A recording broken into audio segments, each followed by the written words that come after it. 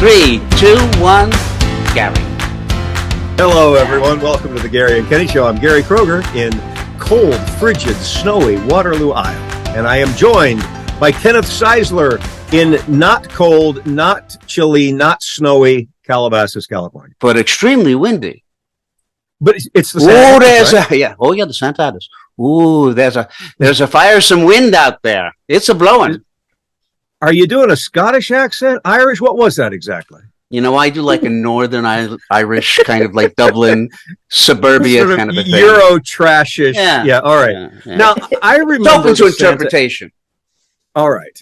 I remember the Santa Anas, and I hated them because it would the constant blowing would make me start to feel mentally ill. I mean, I'm not being flippant.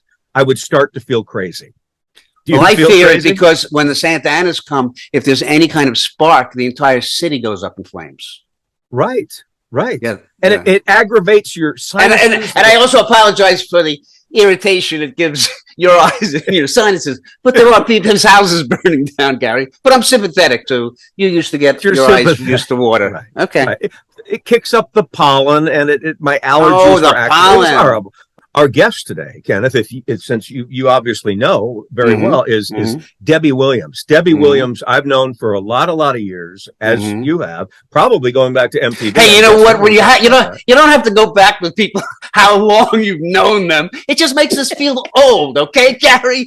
We go back 75 years. Debbie Williams is a stage manager and an extraordinary stage manager, but her credits are the Oscars, the Emmys, the MTV Awards.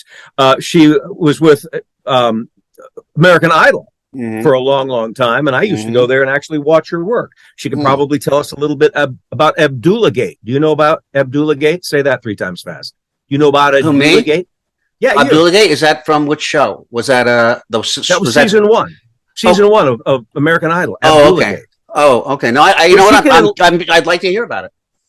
Well, we probably will. Ladies and gentlemen, please welcome Debbie Williams. Debbie Williams. Hey, hello, you guys. Debbie. Hi, Deb. Debbie, you are literally a history of television. Starting back, I remember 1942. You criticized me for saying I've known her a long time. No, I was just. But I go back in this town. I mean, I had that career long before I ever came to this town, which was a different career. That. Yeah. But 1976, I came to LA. And I was a skater dancer on the Donnie Marie show. I was an ice angel. That was my beginning. My family, we were a family act in Ice Follies and Holiday on Ice. My entire childhood was spent on the road in the ice shows. Like doing vaudeville, right? Kind of, yeah. Wow. Like, a week in every town. And my parents had been gold medalists.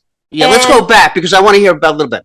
Okay, so when you were born, at what point did you look at your parents and go, "Hey, they're skating"?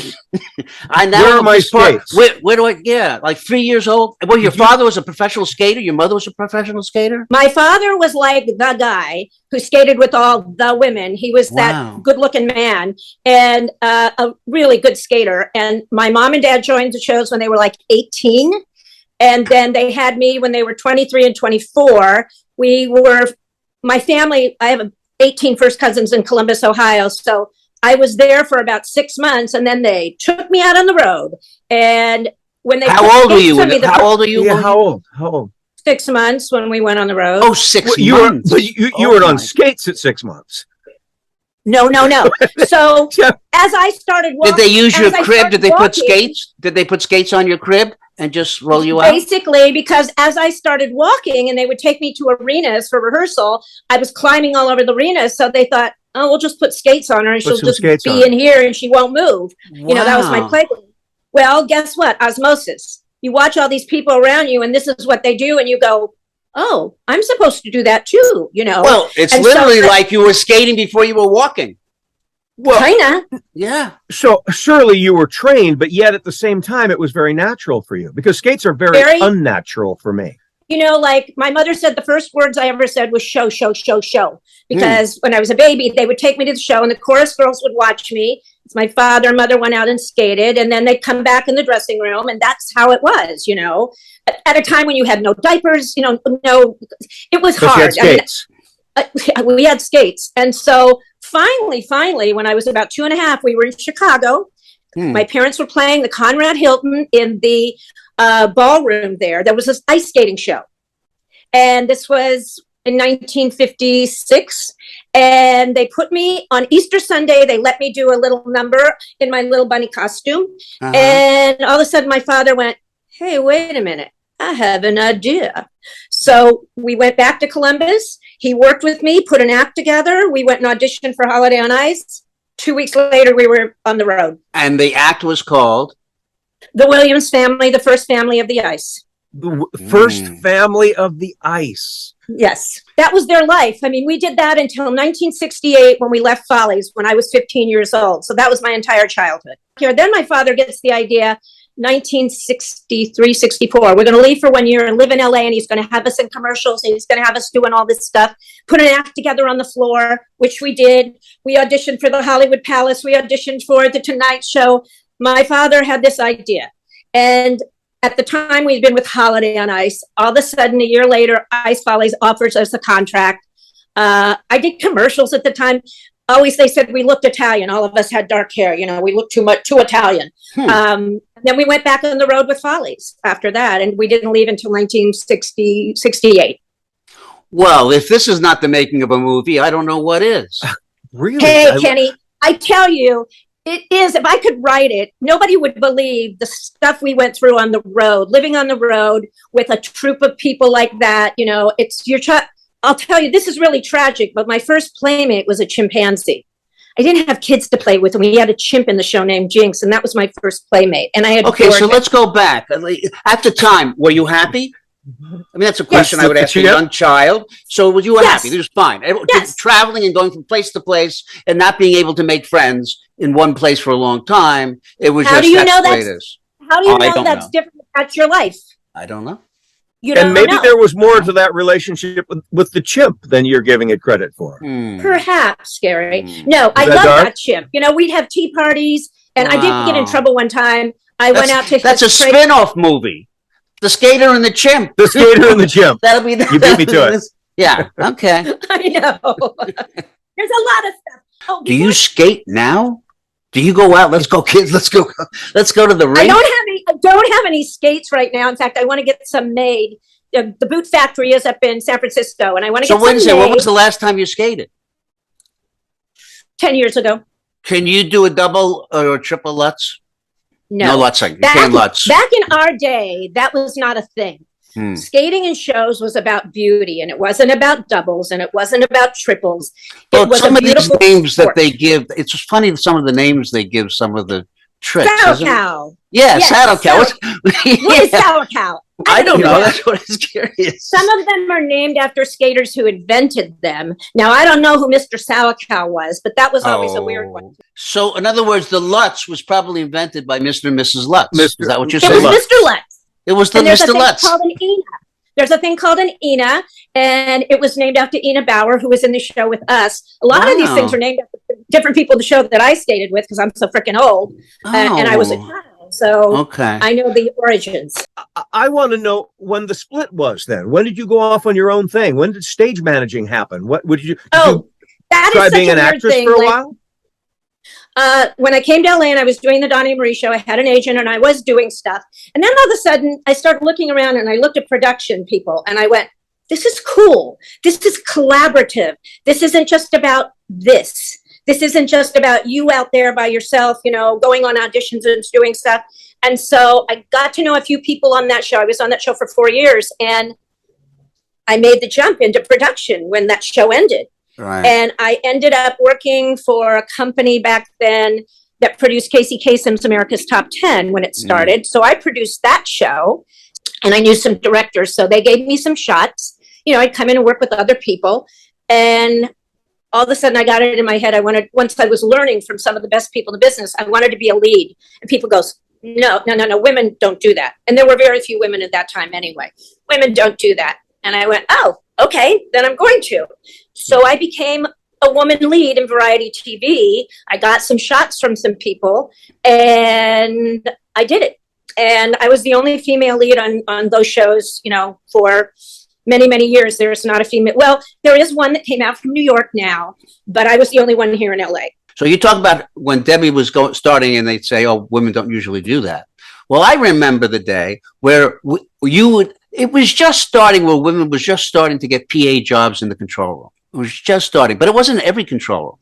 Most of the control rooms that I went into was all guys, and every camera person was a guy, and the stage manager was a guy. And we used to sit in the booth smoking cigarettes, which was incredible, smoking cigarettes. And during commercial breaks, the stuff that would go on over the headphones and what the camera guys were doing, I think back on it, how incredibly sexist. I mean, what would happen is the guys would sit in the control room and all the camera guys would go shoot into the audience and get shots of women's breasts and try to get shoot under their legs so that everybody in the crew could laugh.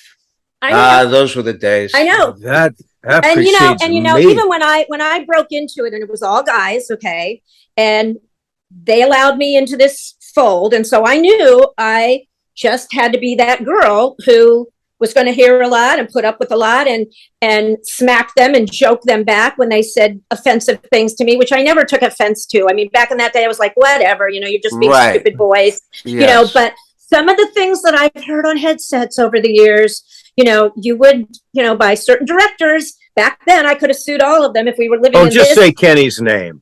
No. Say his name. No. You know, on an award show, the deal was like when I first came into the big shows, if you were a woman, and there was one woman prior to me coming on, but you only did talent.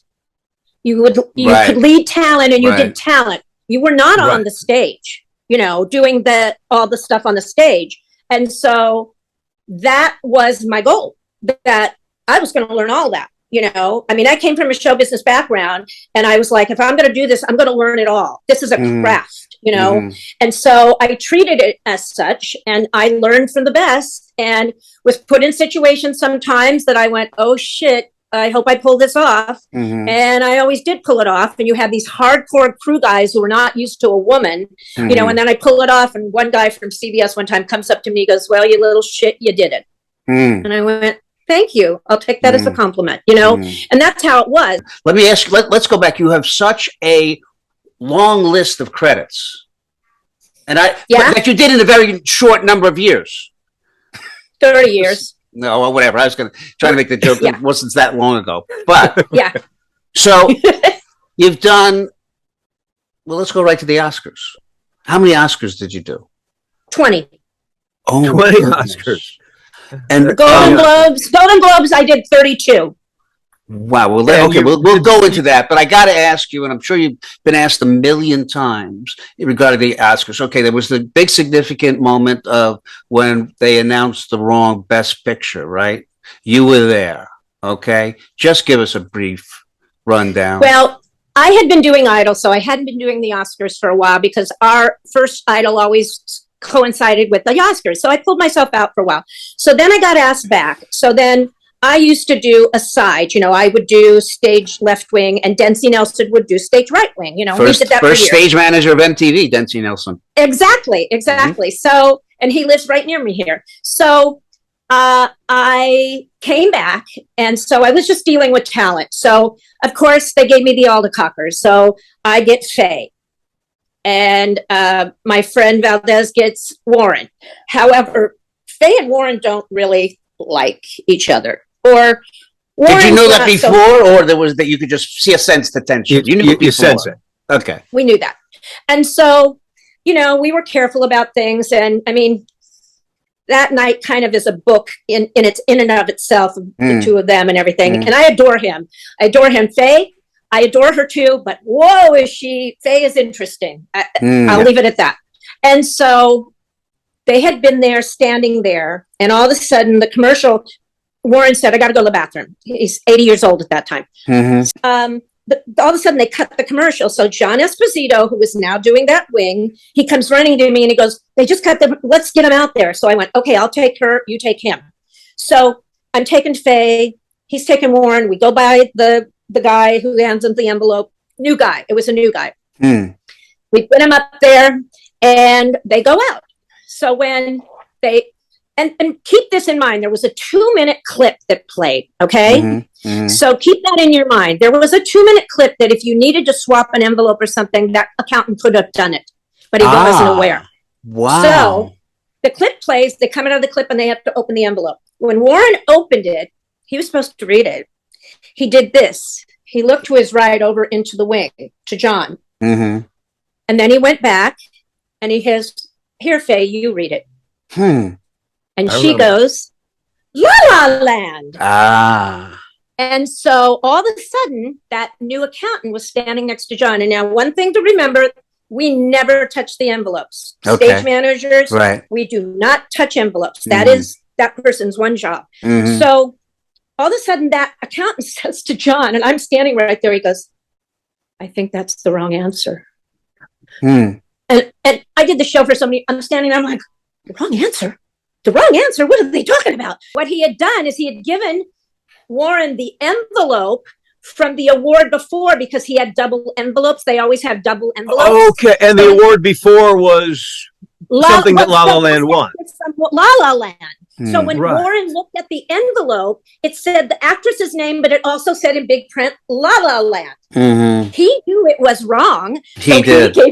So you think. He knew it was wrong, so he knew that she was going to say the wrong thing, and he just didn't want to say the wrong thing. It was a setup. It was a setup the whole time. Oh my God. It wasn't a setup. It wasn't a setup, Gary. Well, that's sort of some toxic masculinity there. It wasn't a setup. You know, and I watched all this, and I watched all the commentary afterwards and all this, but this is actually the first time I understood the mistake of how it was made with the actress's name, La La Land, on the previous award. I now understand. Well, as a stage manager, though, this is, you're in the catbird seat. I mean, you have a bird's eye view of everything. Which is why I want to talk about the first season of American Idol. Because I went to a lot of those shows, and the show was looking for itself. Why did you come, Gary? Why did you come? Because I didn't live that far from the theater, and it's like I was showing off for a girl, and I could get tickets, basically.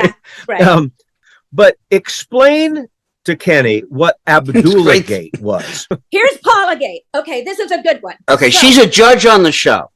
Yes, she was a judge on the show.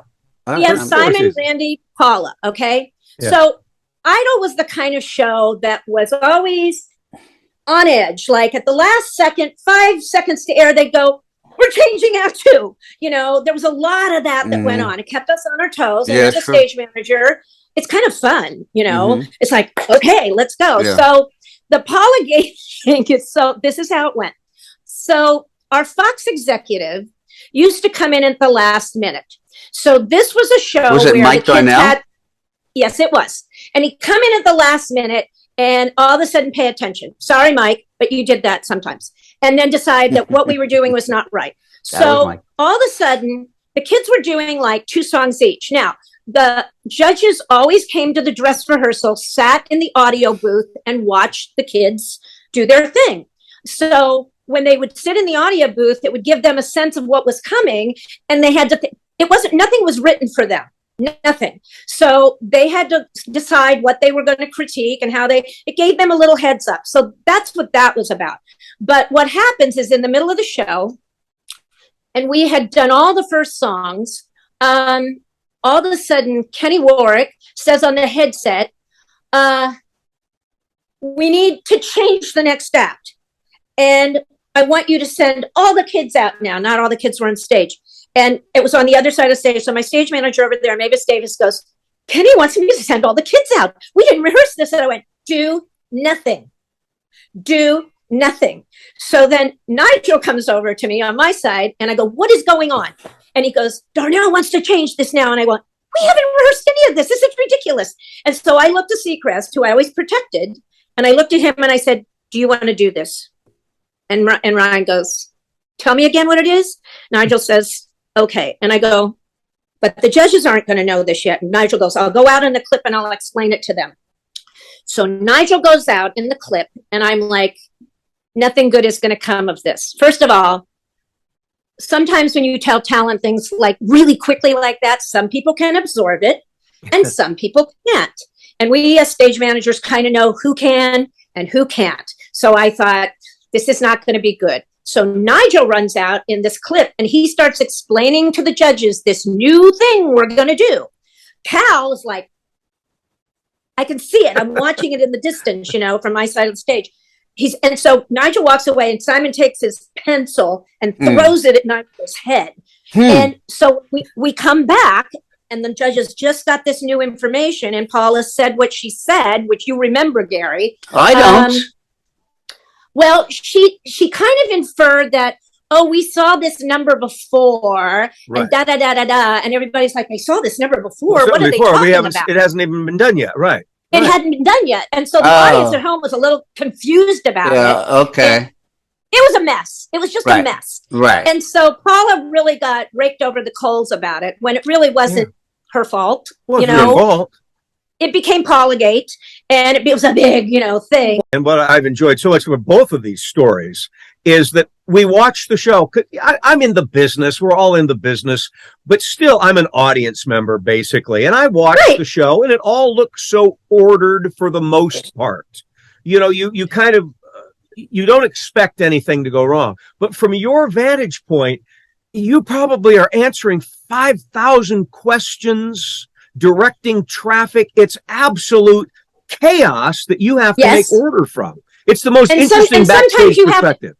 Sometimes you have to be a hard ass, okay? Sometimes producers want to do certain things. Like I remember the very first show we went on the air, and it was the results show, where the kids would sit there. Yeah. So they mic them all. They mic them all. And the way they do miking, you have to understand that. There's a science to it, okay? Someone walked in at the last second and didn't like the way they were lined up. Wanted to change it. We are 5 seconds to air. And I just said, no. And he said, well, that's a big thing that we all deal with, is that, you're doing a scene and then you have to show it to the studio, and then you have to show it to the network, and somebody out there who has absolutely no idea, but they have an opinion, makes a comment. That's right. And the whole thing gets thrown out. So it's bizarre. That's right. Here I have a director and a stage manager. What's that relationship like? Kenny, how do you respond? Oh, no, it's fantastic. Says, hey, I can't do that. No, there's two positions. I mean, the most important position of director, the first time when you direct something, go, who do you want to AD? And I usually have the people that I AD with. Right. And then they'll go, and sometimes I'll say to the AD, who do you think a good stage manager would be? And, so then you try to just people who like each other and work with them. I don't remember ever, it's kind of interesting, ever having an issue with an AD or a stage manager that I worked with. Never. It's for the most part, they have changed. They have saved my ass. I can tell you stories about how times they saved my ass. Absolutely. I mean, it's a tight relationship with the director. I mean, you have certain directors that you travel with in variety TV. I worked a ton with Jeff Margolis. I worked a ton with Bruce Gowers. A lot. Bruce was like, if you ever watch the Queen video where they do the thing and they're right. Bruce did that video. That was his. Right. And he was brilliant. And I worked with him. I worked with Misher. I worked with the top guys. Oh, you absolutely did. But the thing is that I think maybe one of the greatest things that you don't have to deal with doing all these live shows is having the producer or the director say, okay, let's go again. Once the show is over in live, the show is over. Yeah, that's a great thing. Also, there's no editing. Me as a director, no, exactly. Well, it happened. That's right. There's no fix there. So interesting, because I'm of the three of us. I was talent. I'm using the word generously, but I was always on camera. My relationship with the stage manager was my favorite relationship on a set, but that was my relationship with the director. Right. What you do, it's just one of those occupations that a lot of people watching our podcast might not understand. Stage manager, what do they do? It's like herding cats, right? But if you're a lead, what you are really is you are that director's liaison on stage, okay? You are his eyes and his ears, and you need to be his right arm, because a lot of times he doesn't see what you see. And so he's looking to fix a shot or something, and you go, hey, wait a minute. What if? I mean, one of the best examples of that, the Jerry Lewis Telethon, which I did for 25 years. I want to talk about Jerry. Yeah. As the lead, and that was the kind of show where we only rehearsed act one and then one really technically hard act. The rest of it, on the frickin' fly. And so it was the kind of show where you're watching an act, they're dancing, they're doing something, and you know the next thing that's coming, like so-and-so's going to do an intro over here, and then you go, that ain't going to happen. So you say to the director, you're never going to get camera 8 over there. It's not going to happen. Right. We have to do this over here. You got to be ahead of it, because you're constantly watching. That was the best training for me ever to do that show. Because it was a thing I say about anybody who's on the PL is really, you have to listen to all the voices that are in your head, because everybody's talking. And you have to keep an open ear, even though the director might be talking to you. Well, first of all, you have to be very careful not to talk over people, but sometimes they're on different. Some people are on different what they call PL lines. Yes. They can hear the lighting director. They can hear this person. Okay. Yes. And some are, so it's kind of like filtered in that way. But you have to listen to the director, the second stage manager, the TD, the lighting director, the producer, everybody who's on this actors. There's a lot of voices going on in your head. It's an interesting. I recently got a hearing aid because working on a PL for 4 years, I've destroyed part of my ear and being around, rock and roll and everything. So I got this hearing aid, and this guy goes, "Now this might throw you a little bit, but you'll hear a little bit of your voice." And I went, "Oh no, that won't throw me." No. I said, "I'm used to that." On a PL, we call that side tone. Wow. I don't have my side tone because I can't hear myself. So I got this little hearing aid, and it was perfect from working on a PL my whole life. It was a piece of cake, So, that's part and parcel. Have you heard this happening to other stage managers? This losing? Yes, many. Really? Many. So this is a real thing. I'm not surprised. I know. I never heard of it. I haven't heard of that. Well, Debbie, you obviously you keep your PL in one ear, but how many times, Kenny? Like all of a sudden, like on these big shows, sometimes major static comes through, and you see everybody on a stage go rip the headset out because we're like, seen that. And so that happens enough time in your life, it's going to do something to your inner ear, And the thing is, now I was not a yeller director, and I don't know if Debbie, but but I had friends certainly who are, and I don't think people realize how dramatic it can get in the control room, and the screaming and the yelling of a director's gang. You fucking asshole! You son of you blew that shot! You son of a... Yes, I mean, it can get crazy. In the world of variety, there was a point in time where that switched. Walter Miller was famous for it. Mm-hmm. Famous, that was a style back then. Okay. Mm-hmm. And then there was a time where it started switching to these calmer guys in variety. Mm-hmm. And that became a thing. And we were all like in shock, because, like, I'm not going to name names, but, something would go wrong on a show, and all of a sudden you hear, "God damn motherfucker, I knew that was gonna happen." And you hear the screaming in your ear, and you're like, this. And then you go, okay, now for about the next 10, 15 minutes, I can't concentrate, Yeah. It's what it's like. And that doesn't happen too much anymore. That's I will say this. It probably has to do with also the women transitioning into the business and not wanting to, and probably wanting to have a control. If I'm a producer, I want to have a control room where everybody's happy, and it's a different climate. Suddenly, you're not. Hey, when the Anita Hill thing happened, I will tell you, the headset changed a bit. The headset changed. Can we talk about Jerry? Talk about Jerry. You did the telethon. Yeah, you did the telethon. I worked with Jerry from how old was my son? 1989. I had worked the telethon 3 years before that. And then one year I came in and Paul Miller said, "We want you to be with Jerry this year." And I went, no.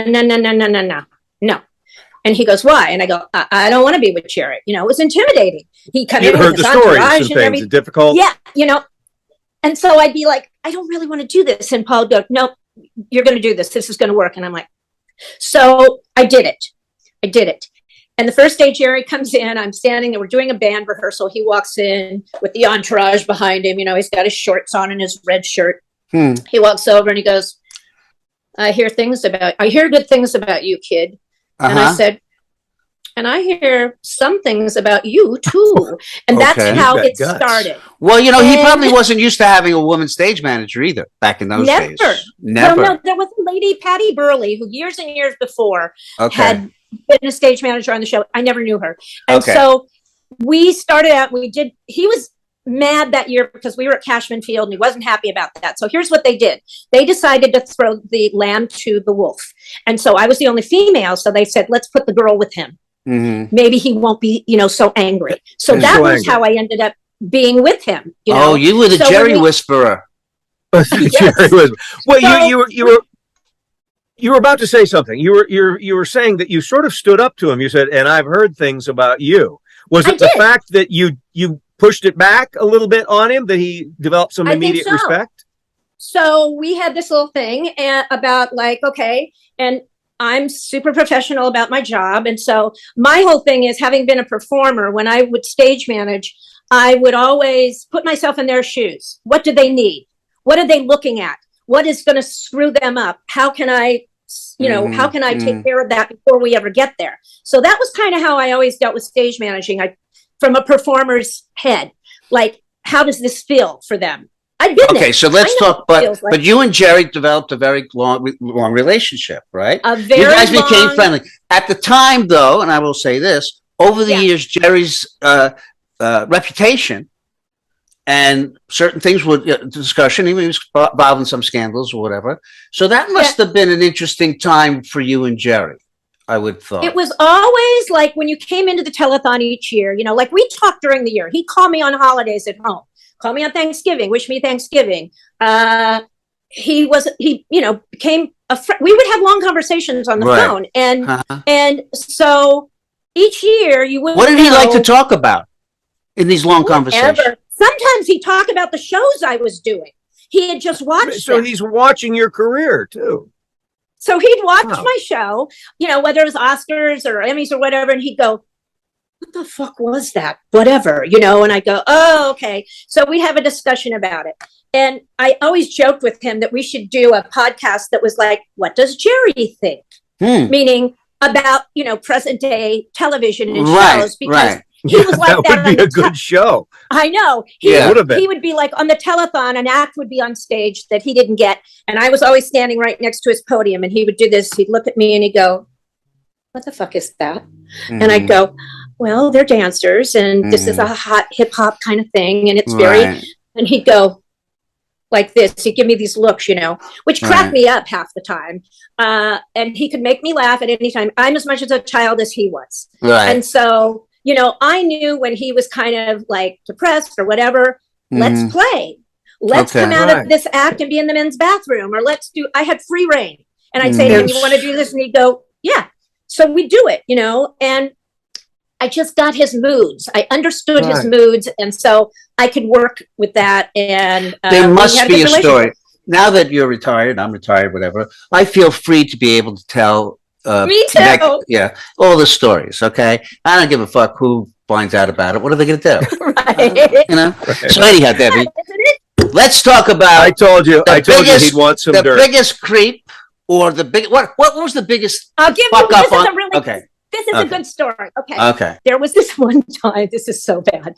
One time they flew in Marcel Marceau from France. Oh my God! Yes. He was going to be in the last act. Okay. This was always laid out. Marcel was going to be. So Marcel flies in. He doesn't even go to the hotel. He comes straight to CBS, to the dressing room. So Lee and myself and Eddie go in the room and we go, let's talk about the last act. So I'm reading through the items and all of a sudden we come to Marcel Marceau. And Jerry goes, this doesn't feel right. Just doesn't feel right. Nah. And so Lee and I were like, what do you mean it doesn't feel right? And Eddie's standing there very nervous. What do you mean? No, I don't think it feels right to have him in the last act. And so Eddie goes, well, we just flew him in from France. And he goes, I know, it just doesn't feel right. So Eddie goes, do you want me to tell him he's not in the last act? Yeah. Oh. So Eddie Boy has to go to the dressing room to tell Marcel Marceau, who just flew in from France, that you're not going to be in the last act. But there were moments.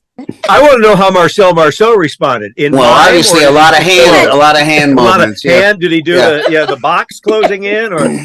I don't know. Okay, but I was making my question more broad. I'm just talking about of the jerks you've worked you with want to know who over was the a years? skank ass I'll get turd, Yeah, right? yeah. I want names. I want names. Okay. I told you. Number 1 on my list. Dead. Mm-hmm. Good. Dead is Luther good. Vandross. Really? I wouldn't have I know guessed. to say that. Do why? You know, here's the deal. I was the first on Soul Train Awards. He came, and I've been doing it many years before this. One year he comes in, he had just lost 100 pounds. Oh, that's right. I remember that. Yeah.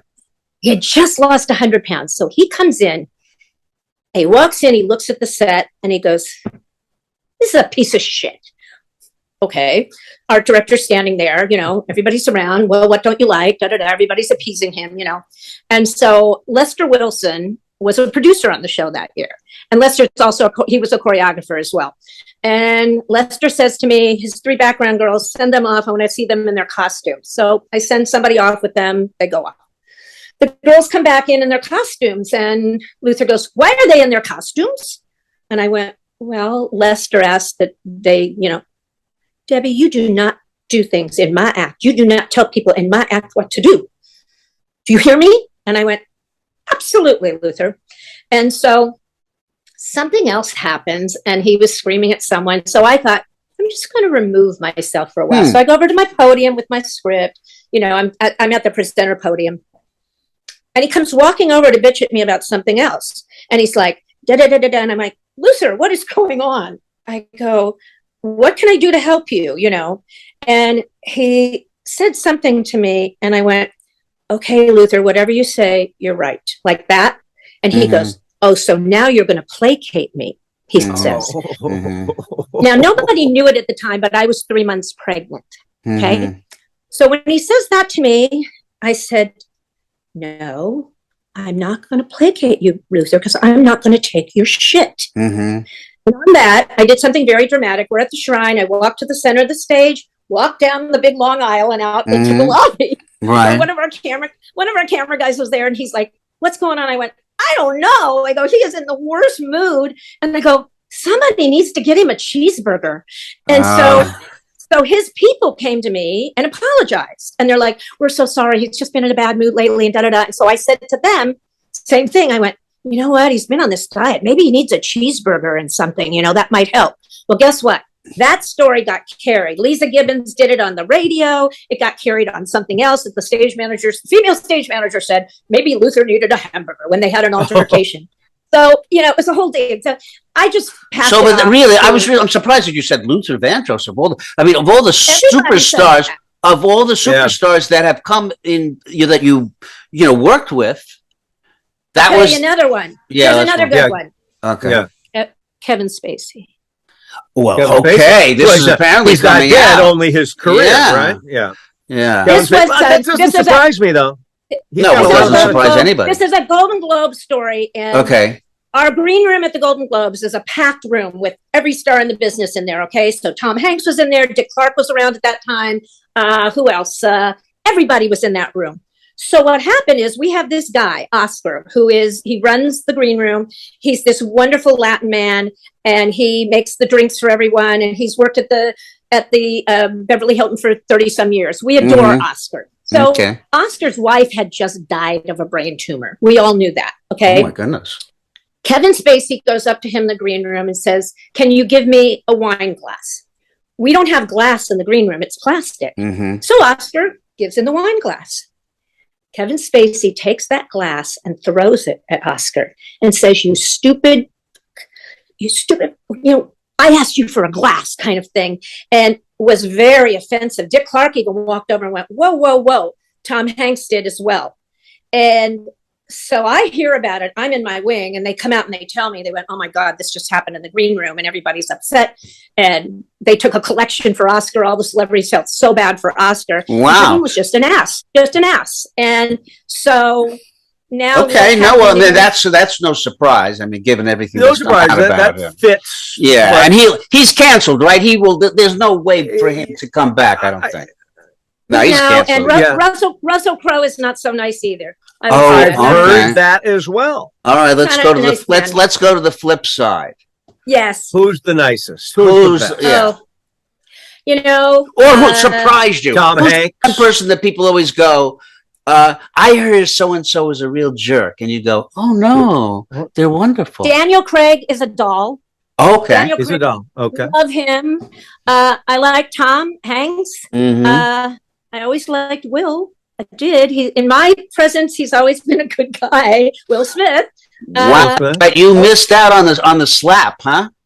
Yeah. But I've always liked him a lot. Known him since the very beginning. Gaga, love her. Mm-hmm. You know, that kid, when she came on the scene, you know, just a hardworking girl, you know, that you just knew. I love Jane Fonda. She's a doll. She's very sweet. Shirley MacLaine, sometimes yes, sometimes no. It depends. Makes sense. You know, well, my son. Which life she's living in? I'll just throw this Shirley MacLaine story in because it's the only one. My son is a talent manager, and he worked for this company, and their client was Shirley MacLaine. Okay, so he worked with Shirley MacLaine. They would go out, and my son would tell me these stories because she grew up at such a young age. She really isn't capable of anything. She wouldn't know how to order dinner, how to ask somebody for a drink. She has somebody who stands right next to her all the time, and she goes, "Get me hungry." She'll just say words like "hungry," and the person will go get it. Yeah, he said she has because she's always been catered to. For so many. Interesting. Yeah. You know, it's like, a lot of them are like that. You know, back when I first started stage managing, doing shows like the Oscars and everything, the Gregory Pecks, the Paul Newmans, all those kind of people, there was no entourage. They drive themselves. Right. They come, you know. I mean, Paul Newman, he was hysterical. I loved him on shows. He was always drinking something. But those kind of stars in that different time, I mean, I'm glad I got to experience that because it was very different. Yes, very different. I want to ask about drinking at these shows. Who got the most wasted? The most out of control? Well, not out of control, but Harrison Ford always is pretty 3 sheets to the wind. One time Paul Newman came on the Oscars, and when they brought him back to me, I said, "Where you been watching the show?" Because we knew he wasn't in the house. He goes, "I've been in the lobby bar." And so I went, all right. And so what he was doing, he was leading into a clip. There was something that was a little complicated in it. And I said, okay, you got to listen to me. Okay. This is what you have to do. So he's listening to me and I go, "You got it?" "Yeah, I got it." So when I cued him out, Jeff Margolis was the director, and I go, "Here goes nothing." He goes, "Why?" And I went, "Paul's been in the bar." So he goes out and he does this thing. He slaughters it. It's terrible. He messes it up, of course. Yeah. And so he comes off and he goes, "I was a bad boy." And I said, "Yes, you were." And then I did another show with him where it wasn't televised. We were backstage and he goes, "Want a beer?" And I went, "No, I'm working." "Come on, have a beer." And I went, "No, it was at the Beverly Hilton." I said, "I'll get you one." So a waiter comes by and I said, "Can you get him a beer?" So he brings back, he says, "Bring 2. So he brings 2 beers back and he goes, "You're drinking with me." And he goes, "We're not on TV. You can do this." And I'm like, "Okay, I'll have a sip." I go, "But this is not kosher." So I have a sip with him and everything. And then after the show, my husband goes, "You want to take a picture with Paul?" Well, I never do that. I don't do that. Yeah. And so don't you regret it now? Yeah, I regret it. I do. But you know, my job was to protect those people, you know, and I didn't want to be that person. True. I don't absolutely want to be that person. You know, me too. I would professional. Exactly. And now I'm kind of upset that I don't have pictures with a lot of people that I worked with. Right. To be honest with you. So, in the same vein, did you ever send someone out? Like at an award show, there's a lot of partying going on backstage, right? I mean, from the look in your eyes, yes. So, did you ever know that you were about to cue someone to walk out, and they're going to? Besides the Paul Newman story, is there any story where somebody walked out and it was just a catastrophe that you cued? You sent them out. Well, there's a famous story about Elizabeth Taylor. Okay, this is the Globes, and so when Elizabeth Taylor would always come to me on a show, and she had a lot of shows at that time, always in a wheelchair, always. Oh, so they're pushing her to me.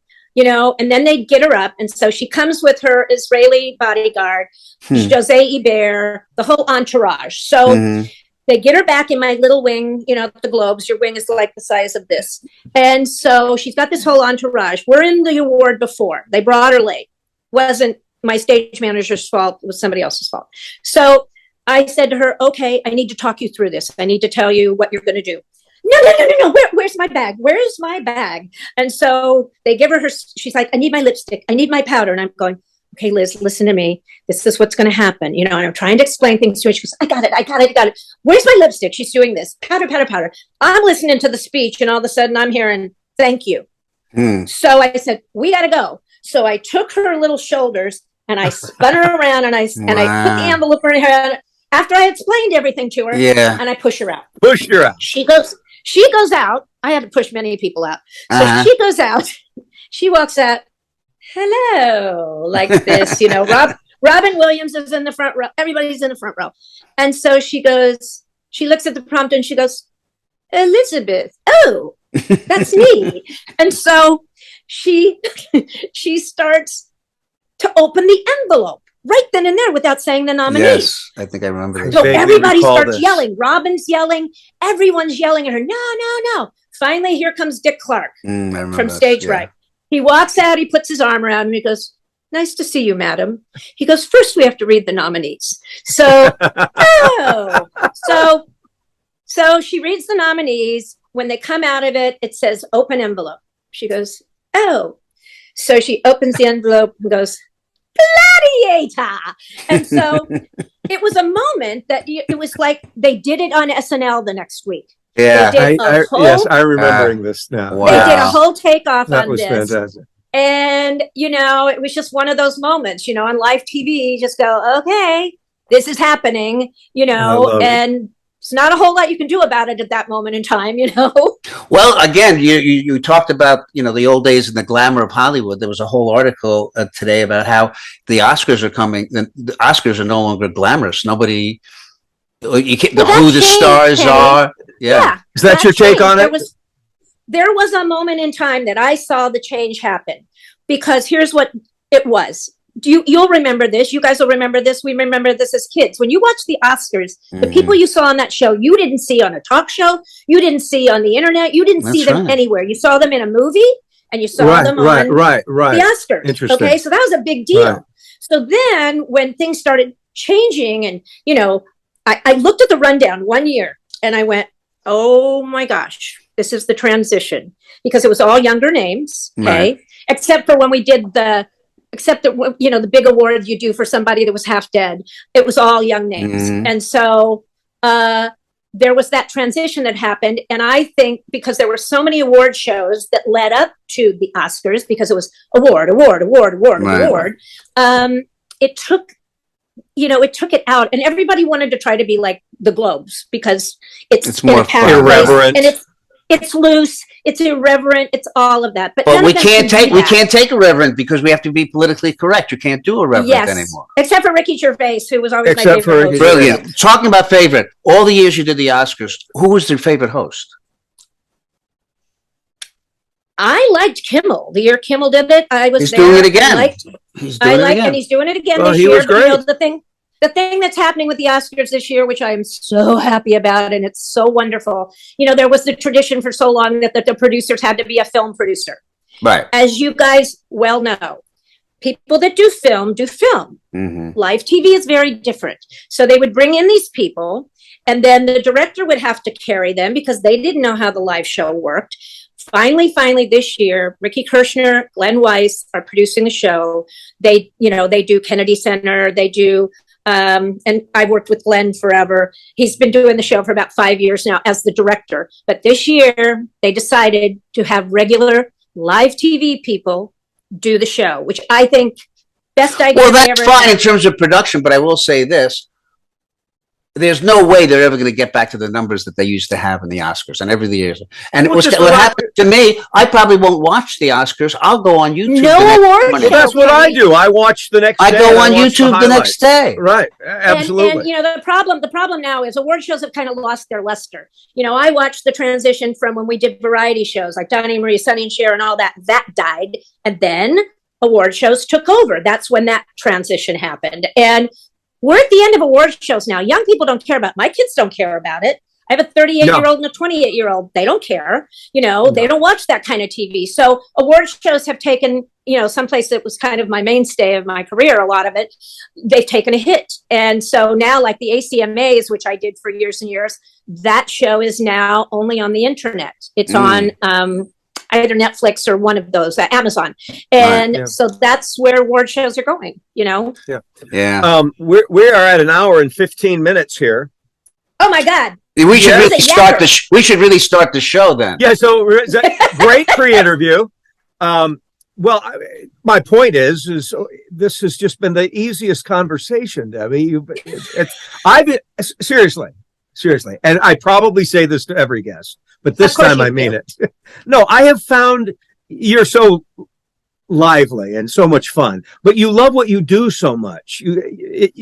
I can't see you stopping, right? I mean, no, she stopped. This train is still. No, the train stopped. Yeah, her train is pulled into the station, Gary. That's what I'm retired right now. I'm trying to figure out what I want to do next. Maybe a podcast. I don't know. That's the thing. That's why I'm doing this, Debbie. Maybe you join us. You have so much energy. No, we should check in on a weekly basis with Debbie because she has a lot to say. Well, let me say before we sign off here, Deb, I thought you had dropped me as a Facebook friend. Seriously, because I went to Facebook because you're a guest and I knew we were friends. Then it said add friend and I go, when did Debbie drop me? Well, and it's the hacking thing. I told him the story. I'm so used to people dropping me that I thought I offended you politically, but yet we aligned. So what happened was you had made a mistake and had to dump your account and now start. So my point is we're going to friend again. Yes, you have to friend me because, and Kenny, well, no, you're still on there, but I just listed my birthday as 2021 and they said, you're too young to be on Facebook. We're bumping you off. So they bumped my whole account. And I had to start. So you're rebuilding. Well, so I'm going to rebuild with you. So, and next time, maybe we'll talk. I've got an idea. Stage managers on ice. Huh? Oh, that's a terrible idea. That's terrible. Terrible idea. Not everyone. It's a terrible concept. Nobody's going to want. A one-off? No? All right, forget it. Stage managers on drugs. On drugs. On ice. Maybe that, yes. Yes. Those were the old days of the 70s. Yes. Debbie, thank you so much. I look forward to our continuing Facebook friendship. Thank you, Debbie. I couldn't get rid of you if I tried. You are. Thank you guys. You're attached to my torn hip. See you, Deb. Bye. Bye, Debbie. Kenneth, I enjoyed how to get out of this. Here. Oh, I don't know. There she goes. I'll just edit you out, Debbie. She's still there. No, this is staying in the show. Debbie trying to get out. Hey, I'll just sign off. I thoroughly enjoyed talking to her. Yeah, no, that was effortless. Effortless. Yeah, now you have some editing to do. So I'm going to sign off. So Kenny, all right. Thank you for your time. Always good to see you. Maybe there'll be holidays before we see each other, like happy Thanksgiving. Oh, I want to do this more on a regular basis. Well, yeah, of course we are, but I don't know that we'll get one in before Thanksgiving. Well, do we have to talk about it in front of people? No, we don't. All right. Kenny, I enjoyed that interview a lot. I did as well. So easy to talk to. I enjoyed that perspective. She was effortless and fun, and you know why stage manager really is the person that is your personality of the whole floor. So she has such a nice personality, and it makes a difference that you bring, that vibe, whatever vibe you bring as a stage manager is very important. From an actor's point of view or a host or whatever, that's the person that you I brought a vibe into the control room. You did bring Kenny. We worked together, and I had a little bit of a vibe. I think you had a little like imbibing vibe. You imbibed in your vibe. I did. I can't. Yeah. I would not. Show Stone? You ever do shows Stone? No, I could never. That's the thing. I tell the story when Bill Maher and I smoked pot together, and then he went on stage. I was like, how does he function? How do you do that? I can't function at all when I'm in Stone. No way. No, but you're fun in a podcast when you're high. So the next show, let's think about getting high. Okay. Thanks for that, guy. At some point, you should say, good night. Good night. All right. Thank you so much for watching the Getty and Gary Show. That's what was coming out. You'd think I was high. The Gary and Kenny Show. You can catch us on all the popular podcast platforms. We're on DBNA TV, streaming television. Roku is what you need on your television device. And we have our YouTube channel, so we'd love it if you would give us And we twitched. And we now Twitch. Yeah, we twitch. So, with all our other aches and pains, thanks for watching. We'll see you next time. So long. Bye-bye.